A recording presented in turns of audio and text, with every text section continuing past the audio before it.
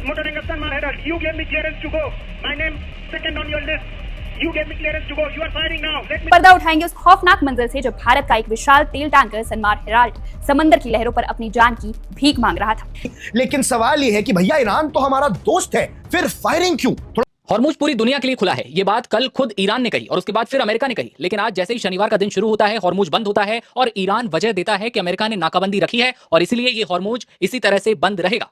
और उसके बाद खबर आई कि 2 भारतीय जहाजों पर हमला हुआ है। फिर पुष्टि होती है कि एक भारतीय जहाज जिस पर 20 लाख बैरल तेल लदा हुआ था, उस पर हमला हुआ है। भारतीय जहाज को इस गोलीबारी में कितना नुकसान हुआ है, ईरान ने क्यों भारतीय जहाज पर हमला किया, क्योंकि ईरान कहता रहा है कि भारतीय जहाज हमारे यहां से जा सकते हैं, आजादी है। इस पर क्या खबरें निकलकर सामने आ रही हैं? रविंद्र सर हमारे साथ हैं। सर क्या खबर आ रही है? देखिए, भारत की तरफ से विदेश मंत्रालय ने तुरंत एक स्टेटमेंट जारी की। स्टेटमेंट जारी करने के साथ साथ ही जो ईरान के एम्बेसडर हैं भारत में, उनको तलब किया गया, उनको लेकर उन्हें भारत की तरफ से सख्त आपत्ति दर्ज कराई गई है। आपको बता दें, जैसा आपने खुद बताया कि शुक्रवार को ईरान की तरफ से ऐलान कर दिया गया, चूंकि इजराइल और लेबनान को लेकर 10 दिन का सीजफायर का ऐलान कर दिया गया है। उसको लेकर ट्रंप ने स्वागत किया, लेकिन ट्रंप ने यह भी कह दिया साथ ही साथ कि जो अमेरिका की नाकाबंदी है वो नहीं हटेगी, वो तब तक जारी रहेगी जब तक ईरान की तरफ से सीजफायर को लेकर कंप्लीट डील नहीं कर ली जाती, और ना हम सीजफायर बढ़ाएंगे आगे। ट्रंप की तरफ से यह भी कहा गया कि हम बमबारी करने के लिए फिर से तैयार हैं। इसी बीच जब ये पूरी नुरा कुश्ती चल रही थी, तो ईरान की तरफ से शनिवार को जब हम ये वीडियो रिकॉर्ड कर रहे हैं, तब ये जानकारी दी गई कि भाई हम फिर से हॉर्मुज को बंद करने जा रहे हैं। जो हमने ऐलान किया था हम उसको वापस लेते हैं। यू टर्न वहां पर ईरान की तरफ से ले लिया गया। अब इसी बीच होता क्या है, भारत का एक शिप, पहले 2 शिप्स की जानकारी आई, फिर एक शिप की, क्योंकि जब ईरान ने कह दिया था कि भी खुला हुआ है तो भारत के शिप भी वहां से निकल रहे थे। लेकिन जाहिर तौर पर ईरान का पहरा अभी भी है वहां पर। ईरान की तरफ से परमिशन लेकर वहां से गुजरना होगा, पास होना होगा। उसके लिए बाकायदा टिकटिंग सिस्टम लगाया हुआ है। एक एक करके जो जहाज गुजर रहे हैं उनका टोकन दिया जा रहा है। जैसे आप कहीं खाने के लिए कहीं रेस्टोरेंट में जाते हैं तो टोकन सिस्टम वहां पर, इसी तरह से भारत का भी टोकन नंबर 2 था जहाज का। इस पर आगे जानकारी लेंगे। लेकिन इसी बीच अचानक से भारत के जहाज के ऊपर, जिसको लेकर कहा जा रहा है कि तेल लाया जा रहा था बड़ी मात्रा में, क्रूड ऑयल था, उस पर गोलीबारी कर दी गई और अचानक से गफलत की ऐसी स्थिति पैदा हुई कि भारत के जहाज को यू टर्न लेना पड़ा। भारत की जब जानकारी आई तो स्टेटमेंट जारी की गई और इस स्टेटमेंट पर बड़ी तीखी प्रतिक्रिया रखते हुए कहा गया कि स्ट्रेट ऑफ हॉर्मुज के पास से गुजर रहे भारतीय झंडे वाले एक तेल टैंकर की गोलीबारी की गई। इस घटना के सामने आने के बाद एमईए ने शनिवार 18 अप्रैल 2026 को ईरान के भारत में राजदूत को तलब किया है ताकि इस घटना पर औपचारिक रूप से विरोध दर्ज कराया जा सके। भारत में ईरान के राजदूत डॉक्टर मोहम्मद फतह को शनिवार को शाम 6:30 बजे विदेश मंत्रालय के कार्यालय में बैठक के लिए बुलाया गया। ईरानी राजदूत के साथ बैठक के दौरान भारत ने स्ट्रेट ऑफ हॉर्मुज में भारतीय टैंकर पर गोलीबारी की घटना को लेकर विरोध जताया। जानकारी के अनुसार एक बड़ा भारतीय तेल टैंकर शनिवार करीब 20 लाख बैरल इराकी कच्चा तेल लेकर जा रहा था। तो यह पूरा का पूरा घटनाक्रम रहा और साथ ही साथ यह भी जानकारी भारत के शिप के कप्तान के हवाले से आई। देखिए पहचान कैसे होती है, जो भी वहां से जहाज गुजरता है उसके ऊपर झंडा लगा होता है, तिरंगा लगा हुआ था उसके ऊपर, और उसी हिसाब से ये भी जानकारी आई। मैं चाहता हूं कि आपके पास इसकी डिटेल है, आप बताएं कि आखिर कप्तान ने इस पूरे घटनाक्रम को लेकर क्या बताया जो इस तेल को ले जा रहे थे और वापस उनको लौटना पड़ा, यूटर्न लेना पड़ा। बिल्कुल यूटर्न लेना पड़ा। और जब हमला हुआ, नुकसान की खबर है कि भाई नुकसान कितना हुआ, तो किसी भी क्रू मेंबर को चोट नहीं आई है कि ईरान की तरफ से जो हमला हुआ है। और उसके साथ ही बात करें कप्तान ने क्या कहा, तो कप्तान ने कहा कि हेराल्ड जहाज के कैप्टन ने जो रेडियो से आवाज लगाकर कहा कि उनको रोकने का निवेदन किया। उन्होंने ईरानी नेवी द्वारा यूटर्न लेने के दबाव से पहले साफ तौर पर कहा कि भाई आपकी लिस्ट में मेरा नाम दूसरे नंबर पर है। साफ तौर पर भारतीय जहाजों को गुजरने की परमिशन है, तो फिर उसके बाद भी आप किस तरह से हमला कर रहे हैं? आपने मुझे जाने की इजाजत दी और अब आप खुद फायरिंग कर रहे हैं, मुझे वापस मुड़ने दें। क्योंकि हालात जैसे ही खराब हुए तो कैप्टन फिर उसके बाद खुद यूटर्न लेता है और अपने जहाज को वापस पीछे की तरफ ले जाते हैं। और इस Sepa Navy, this is Motoring Sanmar Herald. You gave me clearance to go. My name second on your list. You gave me clearance to go. You are firing now. Let me turn back. Sipah navy, आपने मुझे जाने की clearance दी थी, मेरा नाम आपकी list में दूसरे नंबर पर है, अब आप फायरिंग कर रहे हैं, मुझे वापस मुड़ने दें। ये शब्द किसी एक्शन फिल्म के नहीं है, ये चीख है उस कप्तान की जिसके सामने मौत खड़ी थी। ये कहानी है 18 अप्रैल 2026 की, जगह स्ट्रेट ऑफ हॉर्मुज, जिसे आज दुनिया का किलिंग जोन कहा जा रहा है। 31 सेकंड की एक ऑडियो रिकॉर्डिंग ने पूरी दुनिया के होश उड़ा दिए। आज की स्पेशल रिपोर्ट में हम पर्दा उठाएंगे उस खौफनाक मंजर से जब भारत का एक विशाल तेल टैंकर सनमार हेराल्ड समंदर की लहरों पर अपनी जान की भीख मांग रहा था। तारीख नोट कर लीजिए, 18 अप्रैल 2026। समंदर के बीचों बीच एक दैत्य जैसा जहाज बढ़ रहा था, नाम था सनमार हेराल्ड। ये कोई मामूली जहाज नहीं बल्कि एक VLCC यानी वेरी लार्ज क्रूड कैरियर था। इसके पेट में 20 लाख बैरल कच्चा तेल भरा था, इतना तेल जो किसी छोटे देश की धड़कनें हफ्तों तक चला सके। ये जहाज अल बसरा टर्मिनल से चला इराकी तेल लेकर। ना कोई तस्करी थी, ना कोई पाबंदी। जहाज पर भारतीय तिरंगा लहरा रहा था, सब कुछ कानूनी था, सब कुछ तय था। लेकिन 2026 की जियोपॉलिटिक्स में कानून और कागज की कीमत गोलियों से कम हो चुकी है। दुनिया के नक्शे पर इस जगह को देखिए, स्ट्रेट ऑफ हॉर्मुज। सिर्फ 33 किलोमीटर चौड़ा ये रास्ता दुनिया की ऊर्जा की नस है। दुनिया का 20% तेल यहीं से गुजरता है, लेकिन आज इस नस पर ईरान की इस्लामिक रेवोल्यूशनरी गार्ड्स यानी IRGC का हाथ है। तनाव चरम पर है। अमेरिका और ईरान के बीच तलवारें खिंची हुई है और इस जंग के बीच पिसे जा रहे हैं वो कमर्शियल जहाज जिनका इस लड़ाई से कोई लेना देना भी नहीं।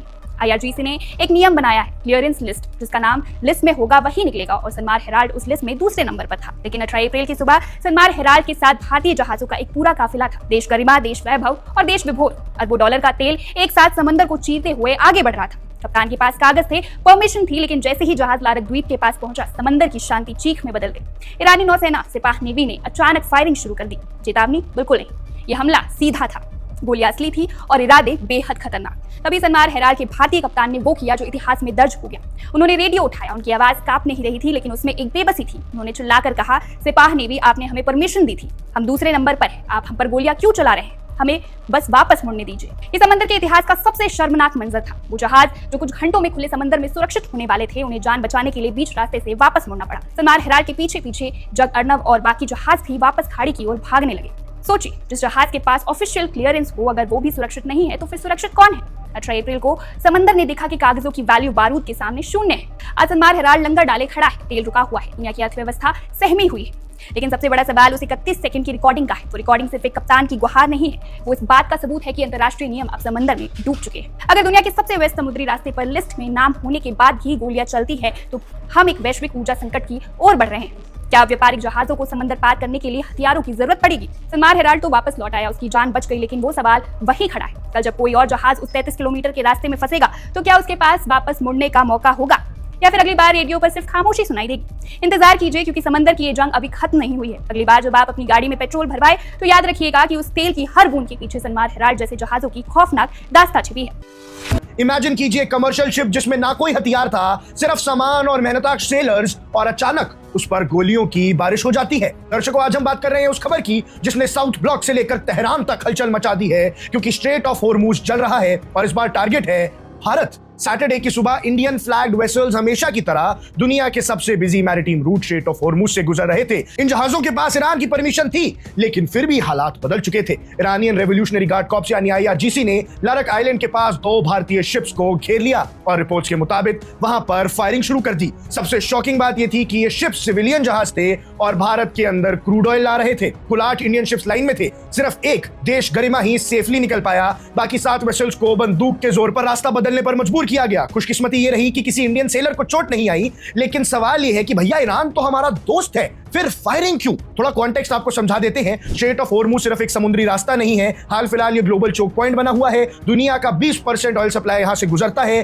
और यूएस के खिलाफ ये ईरान का सबसे बड़ा हथियार है। दोनों तरफ से प्रेशर टैक्टिक्स और रिस्ट्रिक्शंस का गेम चल रहा है, लेकिन जब सिविलियन शिप्स पर फायरिंग होती है तो सिर्फ ये एक कंट्री को मैसेज नहीं होता, ये सीधा इंटरनेशनल लॉ को चैलेंज करना होता है। लेकिन अब दर्शकों, बड़ी खबर आ रही है कि न्यू दिल्ली ने तुरंत एक्शन लिया है। ईरान के एम्बेसडर डॉक्टर मोहम्मद फताली को समन किया गया है और इंडिया का मैसेज बिल्कुल क्लियर है। सीरियस कंसर्न दिखाया गया है और स्ट्रॉन्ग डिस्प्लेजर भी दिखाया गया है। सीधा सवाल पूछ लिया कि भैया, किस अथॉरिटी के तहत आपने एक सिविलियन शिप पर फायरिंग की? और दर्शकों, सिविलियन शिप के सेलर ने अटैक से कुछ ही देर पहले क्या कहा, इस ऑडियो में आप सुनिए।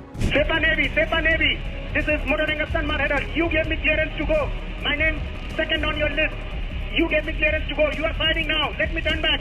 सिपाह नेवी, आपने मुझे जाने की क्लियरेंस दी थी, मेरा नाम आपकी लिस्ट में दूसरे नंबर पर है, अब आप फायरिंग कर रहे हैं, मुझे वापस मुड़ने दें। देखिए आप किस प्रकार से वो कह रहे हैं कि गोलियां ना चलाएं, हमारे पास परमिशन है, हम भारत से हैं, लेकिन फिर भी बात नहीं सुनी गई। तो अब क्या भारत ईरान को डांटेगा? ये सिर्फ डिप्लोमेसी का मुद्दा नहीं है, ये इंडिया की इकोनॉमी और सिक्योरिटी का सवाल है। अगर स्ट्रेट ऑफ हॉर्मूज डिसरप्ट होता है तो फ्यूल प्राइसेस स्काई रॉकेट कर जाएंगे और स्ट्रेट ऑफ हॉर्मूज से पहले भी भारत के शिप्स निकल के आए हैं। ईरान ने भारत को अपना बहुत अच्छा दोस्त बताया है, तो भैया ये कौन सी दोस्ती निभा रहे हो? Directorate general of shipping 24/7 monitoring पर है और सबसे बड़ी बात, हमारे जो सी फेयरर्स हैं जो महीनों तक घर से दूर रहते हैं, अब एक पोटेंशियल वॉर जोन के बीच में हैं। इंडिया और ईरान के बीच दोस्ती पुरानी है और इसी वजह से पहले एम्बेसडर को बुलाया गया है और कहा गया है कि आप इस मुद्दे को ईरान के सामने रखिए और इस मुद्दे का प्रोटेस्ट कीजिए, ताकि ईरान को पता चले कि आपने ये जो भारतीय शिप्स पर हमला किया है ये अच्छी बात नहीं है, और अगर आपने दोबारा ऐसा किया तो इसका खामियाजा ईरान को भुगतना पड़ सकता है। लेकिन दर्शकों,